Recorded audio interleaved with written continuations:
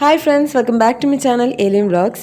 இன்றைக்கி நம்ம ஒரு ட்ரெடிஷ்னல் ரெசிபி தான் பார்க்க போகிறோம். அதாவது இப்போ முருங்கைக்காய் சீசன், அதனால் முருங்கைக்காயில் வச்சு ஒரு ஈஸியான ஒரு 15 நிமிஷத்தில் ரெடி பண்ணக்கூடிய ஒரு அடிப்பொலி குழம்பு தான் இன்றைக்கி பார்க்க போகிறோம். எப்படி பண்ணுறதுன்னு பார்க்கலாம். அங்கே வீடியோக்குள்ள அடி போகலாம். நான் ஆல்ரெடி சொன்ன மாதிரி 15 நிமிஷத்தில் உங்களுக்கு இந்த குழம்பு ரெடி பண்ணணும்னா கண்டிப்பாக குக்கரில் தான் பண்ணணும். இல்லைனா கடாய் மண்சட்டி எதில் வேணாலும் பண்ணிக்கலாம். நான் இன்றைக்கி 2 முருங்கைக்காயை இதை க்ளீன் பண்ணி இந்த மாதிரி கட் பண்ணி எடுத்துருக்கேன். இது கூட ஒரு 5 சின்ன வெங்காயத்தை ஸ்லைஸ் பண்ணி எடுத்தது, இல்லைனா பெரிய வெங்காயத்தோட பாதி போட்டாலும் போதும். வாசனைக்காக 2 கொத்து கருவேப்பிலை சேர்க்குறேன்.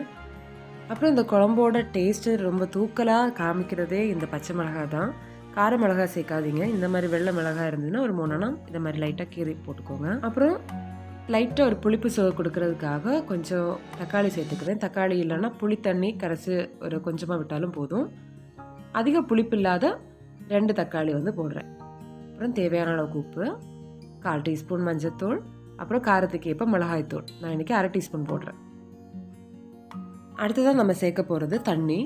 உங்கள் குழம்புக்கு எந்த அளவுக்கு கன்சிஸ்டன்சி தேவையோ அந்த அளவுக்கு தண்ணி சேர்த்துக்கோங்க. நான் இன்றைக்கி நார்மலாக ஒரு கிளாஸில் 1.5 கிளாஸ் அளவுக்கு தண்ணி சேர்க்குறேன். இப்போ இதை ஒரு வாட்டி கலந்து விடுறேன். அப்புறம் இதை க்ளோஸ் பண்ணி மீடியம் டு ஹை ஃப்ளேமில் வச்சு ஒரு விசில் வர்ற வரைக்கும் இதை நல்லா வேக விடுங்க. ஒரு விசில் வந்ததும் ஓப்பன் பண்ண வேண்டாம். அதோட ப்ரெஷர் எல்லாம் போனதுக்கப்புறம் நம்ம ஓப்பன் பண்ணாலே போதும். அப்போ தான் அது கரெக்டாக குக் ஆகிருக்கும். விசில் சீக்கிரமாகவே வந்துடும். இருந்தாலும் அந்த ஒரு 2 நிமிஷத்துக்குள்ளாடி நம்ம தேங்காய் எல்லாம் துருவி அதை அரைச்சி வச்சுக்கலாம். நான் இன்றைக்கி ஒரு 4-5 டேபிள் ஸ்பூன் அளவுக்கு தேங்காய் கொத்தெடுத்து அது கூடவே ஒரு 1/4 டீஸ்பூன் அளவுக்கு ஜீரகம் சேர்த்து நல்ல பேஸ்ட் மாதிரி அதை அரைச்சி எடுத்துக்கிறேன். சிலர் அரைக்கும் போது இது கூட 2 பூண்டு, அப்புறம் சின்ன வெங்காயம் இதெல்லாம் போட்டு அரைப்பாங்க. அதெல்லாம் ஆப்ஷனல் தான், தேவை இருந்தால் போட்டுக்கோங்க. எனக்கு அது சேர்க்குறத விட அது சேர்க்காமல் பண்ணுறது தான் ரொம்ப டேஸ்ட்டாக தெரிஞ்சிச்சு. அதனால் நான் இப்படி பண்ணுறேன். தேங்காயை இதே மாதிரி நல்ல பேஸ்ட்டாக அரைச்சி எடுத்துக்கோங்க. அவ்வளோ தேங்காயும் துருவி அரைச்செடுக்கிறதுக்குள்ளாடியே விசில் அப்புறம் நான் ஃப்ளேம் ஆஃப் பண்ணி ஒரு 5 நிமிஷம் அந்த ப்ரெஷர் போகிறதுக்காக வச்சதுக்கப்புறம் இப்போ நான் ஓப்பன் பண்ணி காட்டுறேன். பாருங்கள், காய் எல்லாமே நல்லா தான் வெந்திருக்கு. தேவைப்பட்டால் ஒரு ஸ்பூன் வச்சு அந்த முருங்கைக்காயை லைட்டாக அப்படி ப்ரெஸ் பண்ணி பாருங்கள். நல்லா சாஃப்டாக இருந்துச்சுன்னா நல்லா வெந்திருக்குன்னு அர்த்தம். காய் எல்லாமே பெர்ஃபெக்டாக வெந்திருக்கு. உங்களுக்கு வேகாத மாதிரி இருந்ததுன்னா திரும்ப ஒரு விசில் வச்சு எடுத்துக்கோங்க. இப்போ பார்க்குறதுக்கு தண்ணியாக இருந்த மாதிரி இருக்கும். ஆனால் நம்ம தேங்காய் விழுதெல்லாம் சேர்த்து எல்லாம் ரெடி பண்ணி வரும்போது நல்ல தேவையான அளவுக்கு கெட்டியாக நல்லாவே வரும். இல்லை இதை விட உங்களுக்கு கெட்டியாக தேவைன்னா கொஞ்சம் சாம்பாருக்கெல்லாம் நம்ம போடுற அந்த பருப்பை ஃபஸ்ட்டு வாஷ் பண்ணி குக்கரில் போட்டு ஒரு விசில் அளவுக்கு வேக வச்சுட்டு அதுக்கப்புறம் ஓப்பன் பண்ணி இந்த காய் இப்போ போட்ட காய் மசாலா இது எல்லாத்தையுமே திரும்ப போட்டு 2ஐயும் சேர்த்து திரும்ப ஒரு விசில் வச்சு நீங்கள் எடுத்தீங்கன்னா உங்கள் குழம்பு நல்லா கெட்டியாக கிடைக்கும். இப்போ திரும்ப ஸ்டவ் ஆன் பண்ணிக்கோங்க. இதை லைட்டாக மிக்ஸ் பண்ணி விடுங்க. ரொம்ப போட்டு மிக்ஸ் பண்ணிங்கன்னா முருங்கைக்காய் எல்லாமே உடஞ்சி போயிடும். எப்போவுமே நம்ம தேங்காய் சேர்த்ததுக்கப்புறம் அதை ரொம்ப வெட்டி கொதிக்கிற அளவுக்கு கொதிக்க விடக்கூடாது.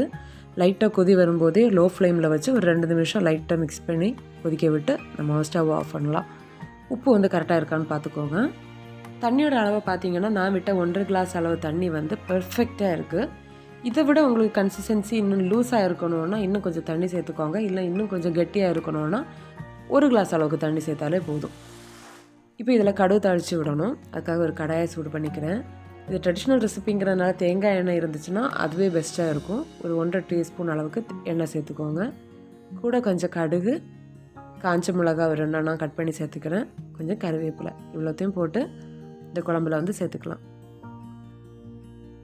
கடுகு தாளித்ததோட ஃப்ளேவர் இந்த குழம்புல இறங்குறதுக்காக இது ஒரு 2 நிமிஷம் க்ளோஸ் பண்ணி வச்சு அப்புறம் ஓப்பன் பண்ணி காட்டுறேன்.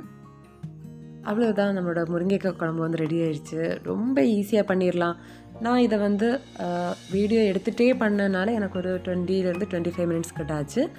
கண்டிப்பாக நீங்கள் இதை பண்ணும்போது 10-15 நிமிஷத்துக்குள்ளாடி பண்ணி முடிச்சிடலாம். அவ்வளோ ஈஸியாக பண்ணிடலாம், அதுவும் குக்கர்லங்கிறதுனால. இந்த மாதிரியான ட்ரெடிஷ்னல் ரெசிபிஸ் ஆல்ரெடி நம்மளோட சேனலில் நிறைய போட்டிருக்கேன். இனியும் கண்டிப்பாக நான் போடுவேன். அதை யாரும் மிஸ் பண்ணாமல் பாருங்கள். அப்புறம் யாராவது ஃபஸ்ட் டைம் நம்மளோட சேனலை பார்க்குறீங்கன்னா மறக்காமல் சப்ஸ்கிரைப் பண்ணுங்கள். அதோடு விட்டுடாமல் ப்ளீஸ் அந்த பக்கத்தில் இருக்கிற பெல் ஐக்கனை கூட கிளிக் பண்ணி ஆளுங்கிற ஆப்ஷனை கொடுத்தீங்கன்னா மட்டும்தான் இந்த மாதிரியான ஈஸி ட்ரெடிஷ்னல் ரெசிபிஸ் உங்களை தேடி நோட்டிஃபிகேஷனாக வரும். இதெல்லாமே வந்து வெரைட்டியான ரெசிபி ஒன்றும் கிடையாது. நம்மளோட பாட்டி தாத்தா காலங்களில் பண்ணிகிட்டு இருந்தது. ஆனால் இப்போ அதை வந்து ஓரம் கட்டி வச்சுருக்குறாங்க. நான் அதை வந்து ஒரு ஜஸ்ட்டு அதோட டஸ்டெல்லாம் தட்டி நான் இப்போ புதுக்கி விடுறேன், அவ்வளோதான். அப்போ இந்த வீடியோ உங்களுக்கு பிடிச்சிருந்துன்னா மறக்காமல் லைக் பண்ணுங்கள். இன்னொரு vlog இல்லைனா ரெசிப்பியில் நான் உங்களை சந்திக்கிறேன். Till that, bye, take care.